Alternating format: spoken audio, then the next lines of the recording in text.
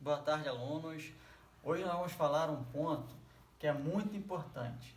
É a relação entre a história e a pedagogia. É basicamente o estudo da história, assim a grosso modo.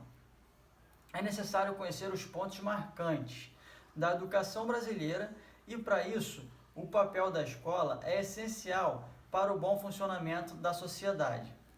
Muitas pessoas não se importam e nem sabem para que serve.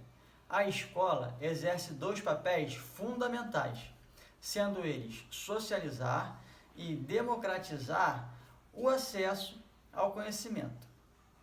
Assim, entramos no ano de 1553, onde o Brasil converteu-se na sexta província e desde então foi alvo de atividades evangelistas e pedagógicas dos jesuítas. Em São Vicente, o padre Leonardo Nunes ficou encarregado de construir a primeira escola seminário, que funcionava como igreja-colégio. O objetivo era formar sacerdotes e instruir os nativos e os colonos. O Brasil passou a se tornar uma colônia, a sexta colônia de Portugal. Passou-se a ser colonizada, os portugueses vieram para o Brasil.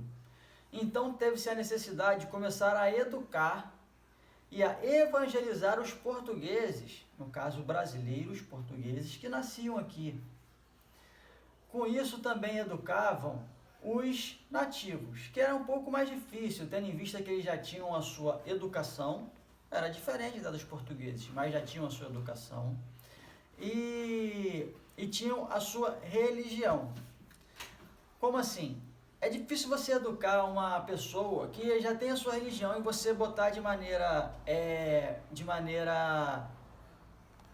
dura, assim, impor a sua religião sobre eles, tendo que eles já viam a sua religião.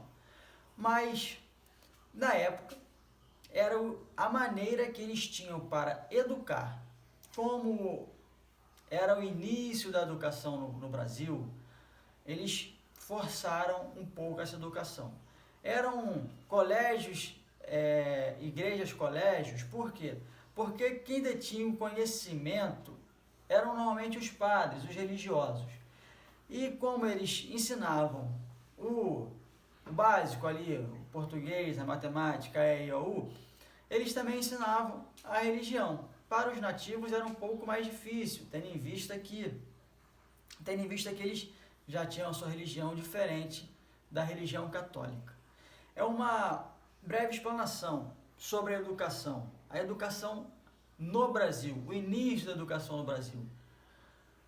Quem estuda a história não repete os erros do passado. Então é muito importante estudar a história, principalmente a história do Brasil. Obrigado, pessoal, é isso aí.